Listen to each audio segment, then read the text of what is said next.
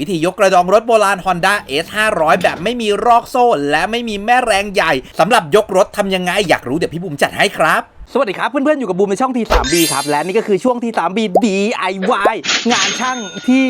ไม่ค่อยง่ายแต่เราสามารถทำเองได้ที่บ้านครับเพื่อนๆครับต่อจากคลิปวิดีโอที่แล้วนะผมทำการยกรถ Honda S500 ที่เป็นรถโบราณอายุกว่า60 ปีของผมแยกออกมาจากแชสซีแล้วครับคลิปวิดีโอแรกผมทำการแยกชิ้นส่วนอุปกรณ์ต่างๆรอบตัวรถออกมาครับและคลิปวิดีโอที่แล้วผมทำการถอดชิ้นส่วนต่างๆที่มันกีดขวางตัวรถไม่ว่าจะเป็นหม้อลมเบรกไดชาร์จแล้วก็แกนเพลาพวงมาลัยแล้วก็ทำการถอดน็อตที่ยึดตัวถังกับแชสซีไว้ทุกตำแหน่งครับน็อตที่ยึดตัวถังมีทั้งด้านบนด้านล่างและน็อตที่ซ่อนอยู่ในแชสซีด้วยนะครับมีน็อตที่เกลียวรูดอยู่ด้านในผมก็ต้องตัดน็อตทิ้งนะครับอันนี้ไม่ได้ตัดตัวถังนะเมื่อรถถูกแยกออกจากกันเพื่อนๆจะเห็นนะครับว่าแรงผมเนี่ยพอจะยกตัวถังรถขึ้นมาได้ครับเท่าที่ลองประเมินดูน้ำหนักตัวถังทั้งหมดเนี่ยน่าจะอยู่100 กว่าโลไม่เกิน200 กิโลครับแต่ที่เห็นผมใช้มือยกขึ้นมาได้เนี่ยเพราะเรายกแค่มุมใดมุมหนึ่งนะครับคือถ้าจะใช้แรงคนยกทีเดียวให้ลอยขึ้นมาทั้งคันเนี่ยเป็นไปไม่ได้ครับวิธีที่ผมทำคือการใช้แม่แรงรองด้วยแผ่นไม้แล้วยกไปที่ตัวถังบริเวณมุมที่แข็งแรงนะครับเพื่อนๆจะยกตำแหน่งตะเข็บก็ได้นะครับส่วนตำแหน่งพื้นเนี่ยเพื่อนๆต้องระวัง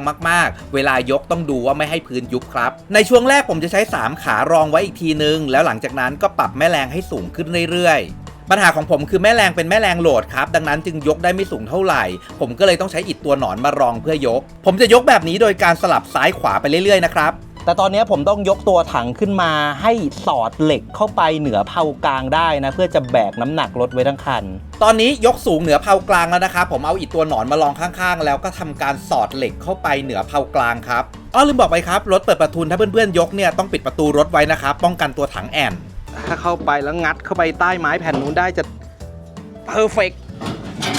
ได้เพื่อนๆจะเห็นนะครับว่าคานตัวนี้ผมสามารถงัดรถขึ้นมาได้ทั้งคันละจริงๆผมตั้งใจจะใช้แม่แรงยกคานเหล็กขึ้นมาวางบนอิฐนะครับแต่ดูแล้วแม่แรงมันเลื่อนไปเลื่อนมาค่อนข้างอันตรายครับผมก็เลยเปลี่ยนวิธีโดยการใช้แรงผมเนี่ยในการยกรถและให้ลูกชายช่วยดันเหล็กสอดเข้ามาให้ตรงครับข้างหน้าก็จะเบาหน่อยนะครับยกง่ายนะผมก็จะยกแล้วก็ให้ลูกดันเหล็กเข้ามาเลยเรียบร้อยครับตอนนี้เราก็สามารถยกตัวถังรถแยกออกมาจากแชสซีได้แล้วที่เรายกตัวถังขึ้นมานะเราก็จะเห็นทุกอย่างหมดแล้วนะว่าอะไรเสียอะไรใช้ได้นะครับช่วงล่างนะที่เขาปะผุมานะคือเขาปะผุมาแต่ด้านบนนะด้านล่างคือผุเหมือนเดิมนะครับเพราะฉะนั้นเราก็ต้องทำการแก้ไขมันทั้งหมดเลยการยกแชสซีออกมาเราต้องยกให้ตัวเครื่องหรือว่าแพรหลังเนี่ยสูงกว่าตัวรถนะครับเราถึงจะดึงออกมาได้ตรงนี้ดูให้ดีวัดให้ดีนะครับห้ามพลาดเด็ดขาดนะเพราะว่าถ้าพลาดเนี่ยดึงออกมาจะเกี่ยวตัวถังล่วงมาหมดครับเสร็จเรียบร้อยเราก็ดึงแชสซีแยกออกมาจากตัวรถได้เลยทีนี้เพื่อนๆจะเห็นว่าตอนที่ผมยกขึ้นมาผมใช้แค่อิฐตัวหนอนเนาะรองด้านข้างแล้วก็ใช้เหล็กคานเนี่ย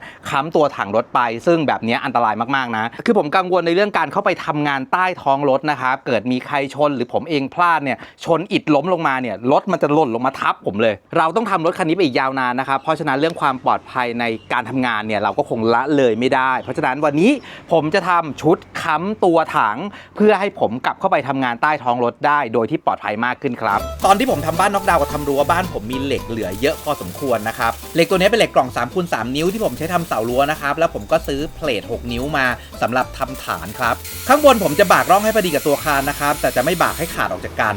ผมใช้ครีมดัดปีกลงนะครับหลังจากนั้นก็ใช้ค้อนทุบทำเป็นปีกไว้อย่างนี้ครับเหล็กคานผมจะเป็นขนาด2 นิ้วนะครับพอเอามาวางเนี่ยก็จะเป็นปีกรับอย่างนี้พอดีครับตัวเหล็กจะได้ไม่เคลื่อนหลุดง่ายๆพอทำเสร็จทั้ง4 อันเราก็จะเอามาสอดใต้คานที่เรายกคาไว้ครับผมยกเหล็กขึ้นเอาลูกยางรองไว้ก่อนหลังจากนั้นใส่เสาลงไปแล้วก็ยกเหล็กลงมาวางบนเสาครับผมก็ไล่ทำแบบนี้กับรถทั้ง4 ล้อเลยแต่ก็อย่าเพิ่งวางใจเสาของเรานะครับเพื่อป้องกันเสาล้มผมทำคานเซฟตี้ไว้ก่อนนะครับโดยใช้เหล็กคาดไว้กับเสาใต้ถุนบ้านเลยเผื่อมันตกออกมาจากโครงหลักนะมันจะมีตัวนี้คาดช่วยเราไว้ต่อหนึ่งผมจะสอดเหล็กเข้าไปให้แนบกับตัวโครงตัวถังเดิมนะ2 เส้นแบบนี้นะครับกันตัวถังแอนจากนั้นผมก็จะเอาเหล็กกล่องมาเชื่อมตรงขา2 ข้างไว้ครับป้องกันขาล้มส่วนปีกที่เราทำไว้สำหรับวางคานรถตอนแรกเนี่ยผมจะเอาสกรูมายิงติดกับเหล็กคานเลยครับ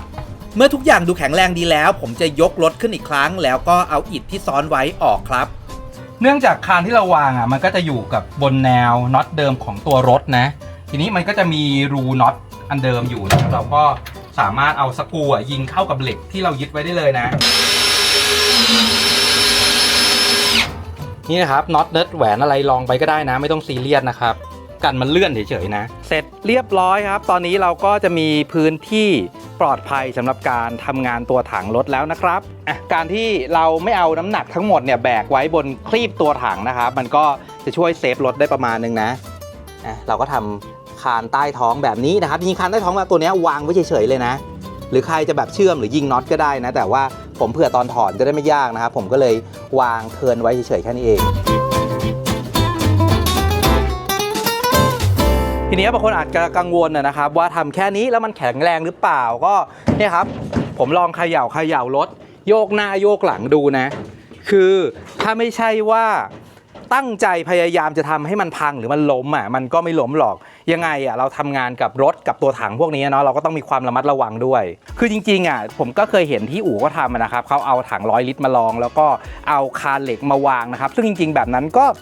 ไม่รู้เหมือนกันก็คิดว่าคงทำได้แหละแต่ผมไม่มีถัง100 ลิตรนะมันต้องซื้อแต่เหล็กพวกนี้มันเป็นเหล็กเศษที่ผมเหลือจากการทำบ้านทำรั้วสังเกตว่าเหล็กมันจะเคลอะหมดเลยแล้วก็เหล็กโครงบ้านน็อกดาวน์นะครับที่เราไม่ได้ใช้ตัดทิ้งคลิปวิดีโอนี้ก็เป็นคลิปวิดีโอสั้นๆนะครับแชร์ไอเดียยกตัวถังรถขึ้นแล้วก็ทำตัวชุดโครงนะครับสำหรับซ่อมตัวถังนะจริงๆถ้าจะให้สะดวกทำให้มันยกขึ้นยกลงได้มันก็จะสะดวกเนาะแต่ของผมมันไม่มีความจำเป็นต้องยกขึ้นลงหรือเลื่อนไปไหนนะครับเพราะว่ายังไงผมก็จะทำงานแค่ตรงนี้นะแล้วเดี๋ยวพอทุกอย่างเสร็จเรียบร้อยประกอบเราก็